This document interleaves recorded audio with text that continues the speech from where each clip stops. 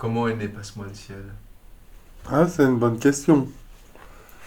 Mais euh, au départ, c'était des jeux d'enfer. C'était un truc qu'on avait imaginé, Jean-Ry et moi, suite à une série d'animations qui existait déjà, qui s'appelait John Peril. Et John Peril, c'était un peu aussi. C'est un principe de bande dessinée avec des jeux. Donc une page de GAC et avec une animation pour le magazine Spirou. J'avais déjà travaillé à l'époque sur John Perry. J'avais entre autres des fois réalisé quelques pages quoi, avec Jean-Henri et Tom. Quoi.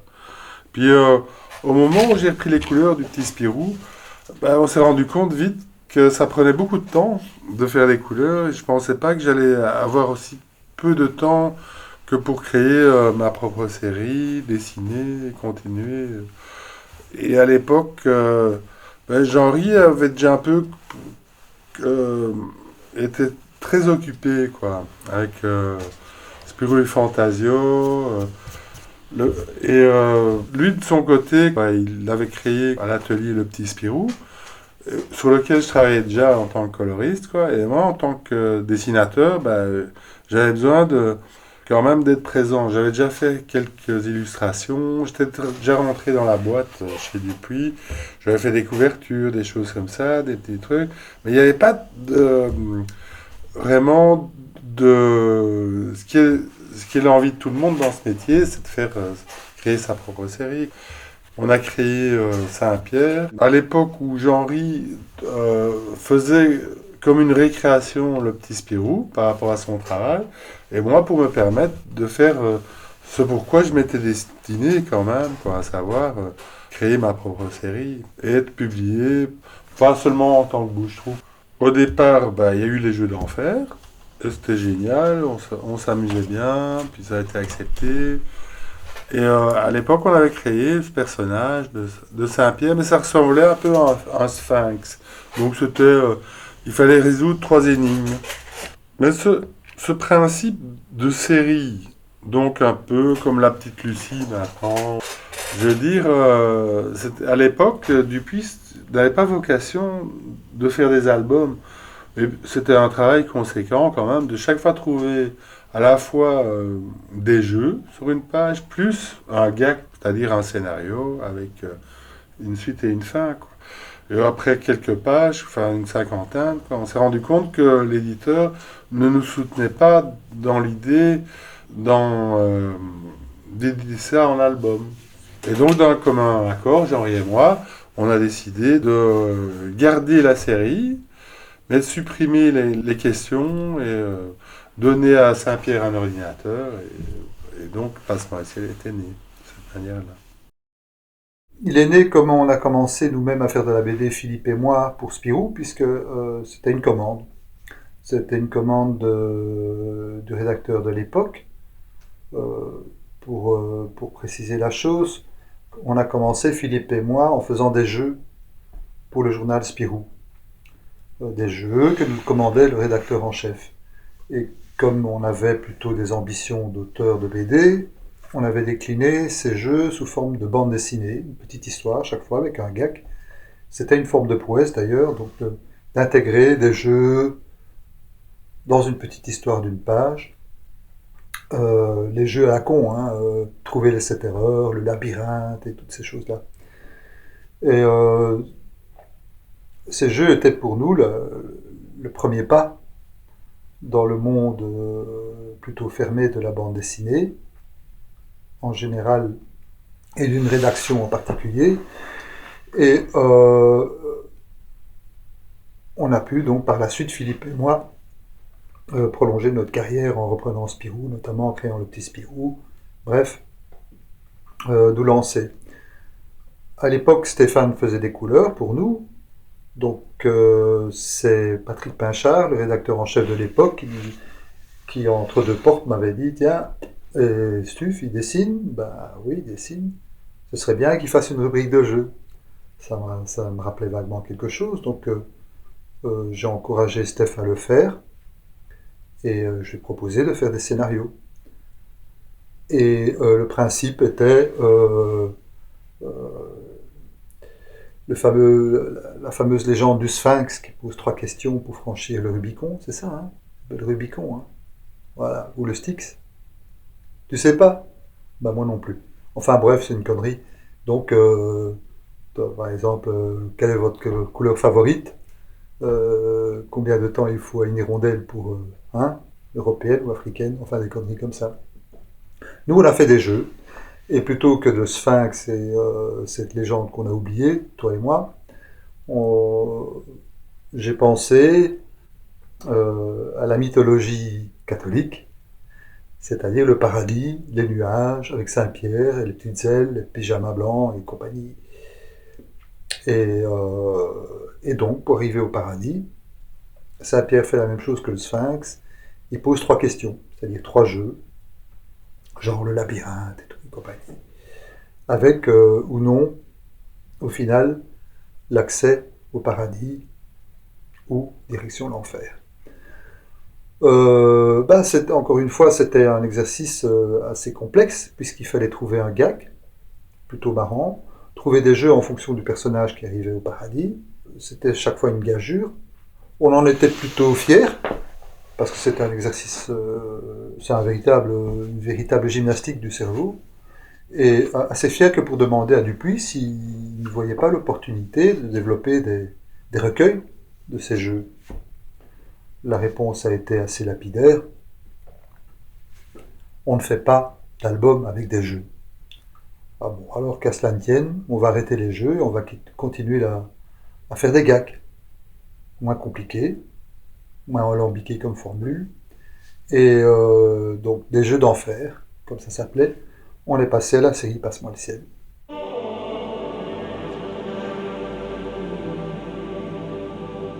C'était il y a des années, c'était à l'école au cours du soir.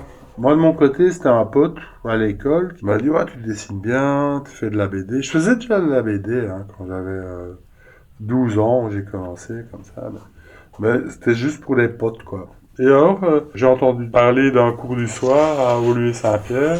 Et donc, j'étais présenté, puis c'est fait. Que cette année-là, quoi, enfin, Jean-Ry également s'est présenté. Et on s'est rencontrés comme ça, quoi. Donc pendant... à l'époque, le professeur s'appelait Guy Brasseur. Bon, on était tout jeune, on avait 15 ans. Et c'était très marrant. Mais c'est vraiment là que moi, personnellement, j'ai appris à ce que c'était vraiment une BD, l'ABC, quoi. Le B à bas, si on veut. À savoir le papier utilisé, les plumes, le, le grattage, toutes ces choses qui n'existent plus maintenant, mais qui font le charme du métier, quoi. Et aussi qui nous a permis, Jean-Ry et moi, de rencontrer des professionnels, parce que à chaque fin d'année, il y avait un jury, et il y avait quand même, grâce au professeur, il y a quand même une estimation des choses comme ça. Puis, et donc, c'est vrai que Jean-Ry, tout de suite, et moi-même, bon, on se, on était un peu différents des autres, quoi. Je ne sais pas pourquoi, mais on était passionnés, quoi. Il y avait quelque chose qui faisait que l'émulation faisait que, voilà, quoi. On s'entendait bien, on avait le même genre d'humour. C'était l'époque de pilote et tout, des dingos dossiers, des trucs. Et on créait nos propres petits trucs comme ça, mais c'était marrant comme tout, quoi. Mais inspiré très fort au départ de cet humour un peu, les jeux de mots, enfin, qui faisaient vraiment le sel à l'époque, enfin, pour moi, de la BD traditionnelle, je dirais. Enfin, à cette époque-là. Je veux dire, on est vraiment au début des années 70. Il y avait d'abord une compréhension de la mise en page, une compréhension des choses. C'était juste des petits problèmes techniques en définitive, quoi.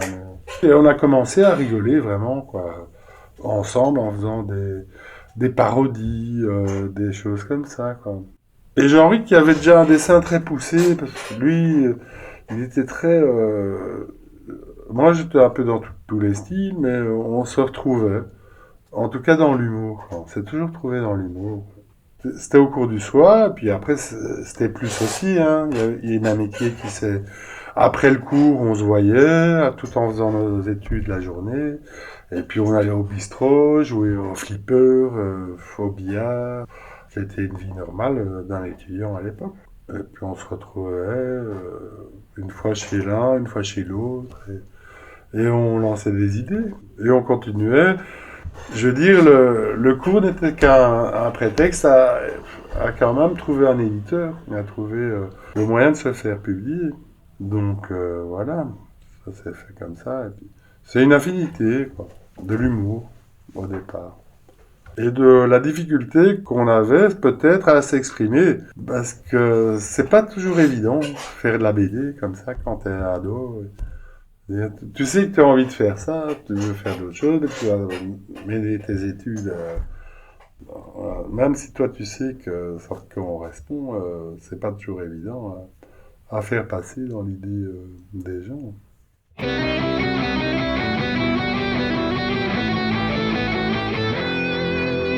Oh, ce qui nous inspire les gars, parce que Steph aussi, c'est moi personnellement, ce qui m'inspire, c'est la fameuse mythologie catholique, bon, le fond de commerce de la religion, des religions en général, c'est une certaine, comment dire, acceptation par le Très-Haut. Il y en a de toutes sortes, hein. Je ne vais pas faire la liste ici de les dieux. Et, avec comme corollaire notre accès à la vie éternelle dans l'au-delà. Le paradis catholique fait un petit peu pâle figure par rapport aux autres. Je crois qu'il y en a où on gagne 70 vierges, ou des torrents de miel, enfin toutes ces sortes de choses-là. Nous, on a voulu en faire quelque chose d'un petit peu plus excitant que des gars assis au bord d'un nuage, habillés en pyjama, en attendant le jugement dernier. Donc mon inspiration, notre inspiration, c'est de décliner le paradis de la même façon que notre vie tout court sur Terre. En tout cas, nos plaisirs, nos joies, le plaisir de boire un verre, de rigoler, quoi. Voilà. Avec, évidemment, de parler du paradis, on a aussitôt pensé à l'enfer, qui est une sorte de purgatoire, plutôt, je dirais, puisque c'est censé être une prison où on est plus ou moins malmené selon qu'on a malmené notre vie sur Terre, au terme duquel, après cette pénitence, on a éventuellement accès au paradis.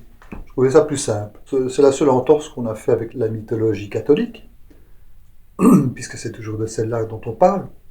D'ailleurs, entre parenthèses, elle n'en est pas une contradiction près, puisque le purgatoire a été inventé, j'allais dire, lors d'une synode ou d'un concile dans le courant du XIVe ou du XVe siècle, ne me demande pas de détails, où, se rendant compte quand même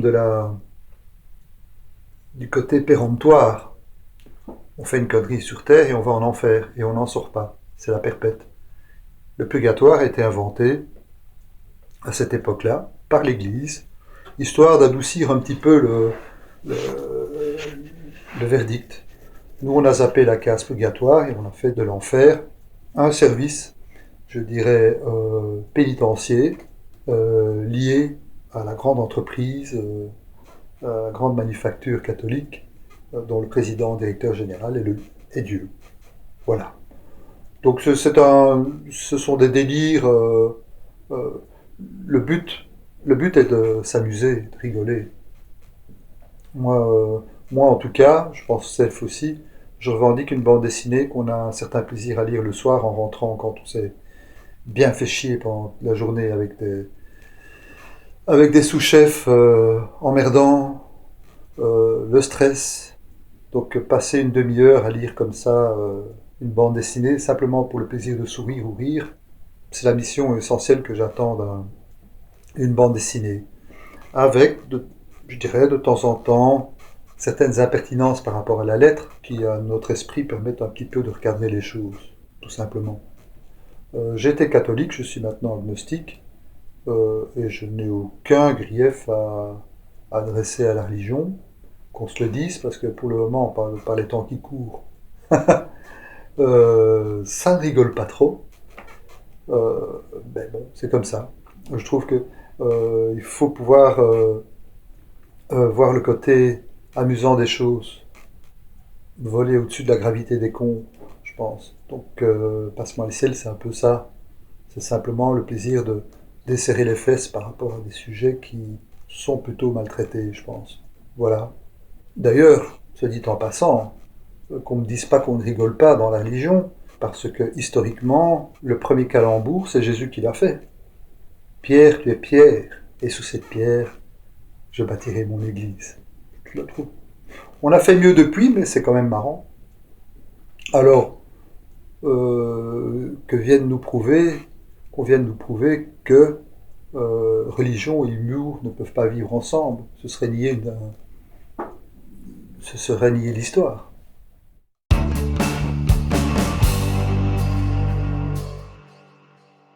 Je fais un petit peu confiance à l'évolution de mon esprit. Ce n'est pas facile. L'inspiration, c'est quelque chose de... On a inventé des mots pour ça, les muses, à l'époque romaine. C'est quelque chose d'insaisissable. Et il faut que ça le reste, parce que c'est justement ce qui fait la créativité et l'originalité, c'est se départir de toute recette pour trouver des histoires. Avoir des recettes, ce sont des règles, c'est-à-dire répéter les choses. L'inspiration venant, on oriente la série, plus ou moins. On parle de Jésus depuis 3 albums. Jésus qui, depuis 2000 ans, il n'a plus rien à faire, donc... alors on essaye de l'occuper, et on imagine là-dessus des situations un petit peu... des délires qui nous amusent bien, quoi. C'est un petit peu au hasard une source que j'apprécie beaucoup, c'est toutes les panoplies de torture qu'essayent de trouver les diables parce qu'ils aiment le travail bien fait. J'aime assez décliner l'univers de l'enfer comme étant une espèce d'entreprise pour vous servir. Donc, faites de gens qui font de leur mieux pour torturer le mieux possible, punir le mieux possible, avec un brin de cruauté, mais surtout beaucoup de rigolade, quoi.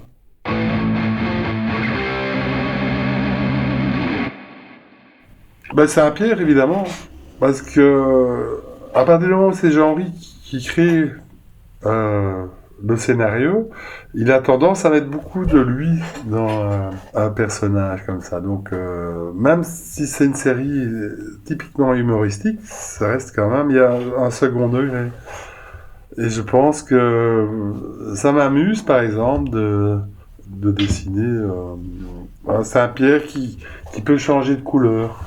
Moi, c'est Saint-Pierre de toute façon, parce que de toute façon, dès le départ, comme j'ai vécu toute ma jeunesse à Woluwe-Saint-Pierre, je suis né à l'hôpital Saint-Pierre à Bruxelles, je ne sais pas. C'est quelque chose, Saint-Pierre, c'est un personnage amusant pour moi, qui ne suis pas du tout catholique, à animer, puisque c'est quelque chose qui revient naturellement dans ma vie, je ne sais pas. Et donc je me dis, tiens, la boucle est bouclée, quoi. Je suis né à l'hôpital Saint-Pierre, j'ai grandi à Woluwe-Saint-Pierre. Quand je voyage, j'aime bien les villes qui s'appellent Saint-Pierre, à La Réunion, par exemple. La boucle est bouclée, alors. Bon, j'en sais rien. C'est une bonne question. Non, ce qu'il y a, c'est que c'est vrai qu'au départ de la série, c'était un peu un sphinx, quoi, qui pose 3 questions. Il fallait donc parler de la mort et donc de la vie. Et c'était ça qui était rigolo. C'était l'idée que toutes les gens, les questions qui se posent, idiotes et tout, ces choses-là, rien à voir avec la religion. Hein. Juste que c'est le seul personnage que je voyais qui s'accordait à la culture qu'on a, qui me et et j'en ris également, quoi, qui permettait de parler de choses un peu plus sur le ton de l'humour, qui en fait, je pense que tout le monde a des questions par rapport à la vie, et pour le ton de l'humour, c'est tellement marrant. Le fait que dans notre société judéo-chrétienne, il existe, ça aurait pu être Bouddha si j'étais, ou ça aurait pu être, je ne sais quoi, moi, dans quel autre pays. Hein. L'important n'est pas là. Mais c'est rigolo. C'est un thème un peu... Et puis, le fait de travailler aussi pour un éditeur comme Dupuis, qui était catalogué quand même fort catho à l'époque, c'est quand même rigolo d'être un peu comme tout le monde, quoi. Un peu, allez, quoi. C'est pas remuer le cocotier, mais c'est un peu dire, allez, je vais vous faire marrer, là, maintenant, quoi. Arrêtez de vous prendre au sérieux et on va un peu rire. Sinon, c'est pas la peine, quoi. Enfin, je ne sais pas, moi, mais si on ne sait pas rigoler, on ne vit pas. Hein. J'aime bien Dieu, d'ailleurs je le dis bien fort, des fois qu'il m'entendrait, j'aime bien Dieu parce que comme il est au-dessus des choses, il a fatalement une vision assez tronquée du commun des mortels. Bon, depuis 500 ans, on sait que la Terre n'est pas le centre de l'univers. On a très vite compris que même le Soleil n'est pas le centre de l'univers. Donc on imagine volontiers que si tout ça a été créé par Dieu, il a autre chose à foutre que de s'occuper de nous. Donc il nous a donné une bonne chance et à nous de nous démerder. Donc c'est un personnage qui est un petit peu au-dessus de tout ça, mais qui a quand même des soucis par rapport à son entreprise, comment ça se passe, c'est dommage, créer les hommes, il faut pas toujours des... bref, c'est un personnage que j'aime bien. Évidemment, le diable, j'aime bien aussi. Il a aussi son côté businessman, c'est-à-dire essayer de faire de bonnes affaires, c'est-à-dire que son secteur soit prospère. Youpla boum. Donc voilà. Plus accessoirement, j'aimais bien le petit diable, un assistant qui est manifestement pas fait pour ça et qui n'a aucune imagination pour trouver des tortures et il écœure les autres tellement il est mauvais en torture, quoi. Donc c'était une source de gac qui reviendra peut-être. Et ma foi, bon, Saint-Pierre, c'est un petit peu, bon, comme Robin Dubois ou Germain Hainaut, un personnage autour duquel pivote toute la série, mais qui en lui-même n'est pas, à franchement parler, le plus typé des personnages. Il sert de vecteur, en somme. Bon, le personnage que je préfère, je dois encore le créer, donc on verra.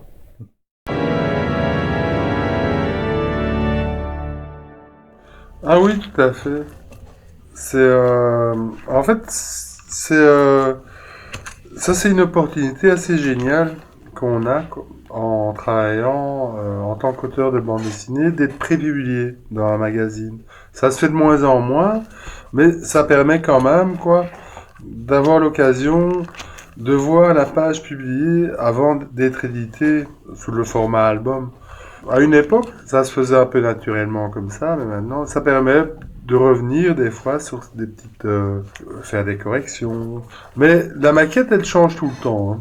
Avant d'avoir le chemin de fer définitif, quand on a le nombre de pages requises, on peut changer en fonction un peu des envies. Jean-Ry, lui, son souci est principalement scénaristique, sans doute, dans le cas de la série. Moi, personnellement, comme je pousse très fort les couleurs, je fais très attention à ce que, dans une série humoristique, chaque page se dégage un peu l'une par rapport aux autres. Et pour finir, on arrive à faire quelque chose qui se tienne comme ça en fonction de c'est une maquette. Hein.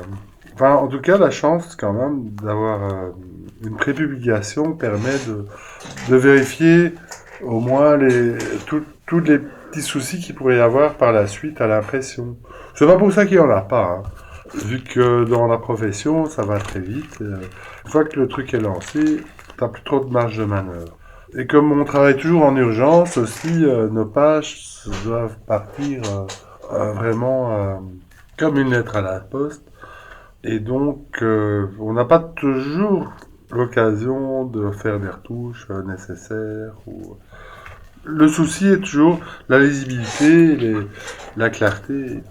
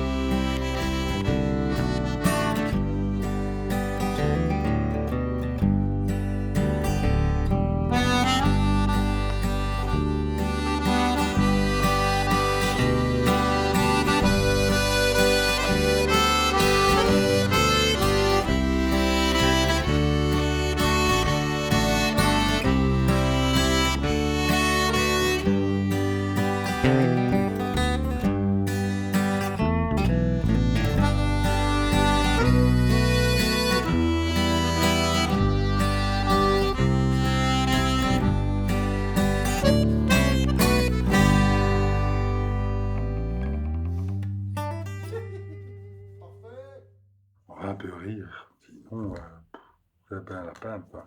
Enfin, je ne sais pas, moi, mais si on ne sait pas rigoler, on ne vit pas. Hein.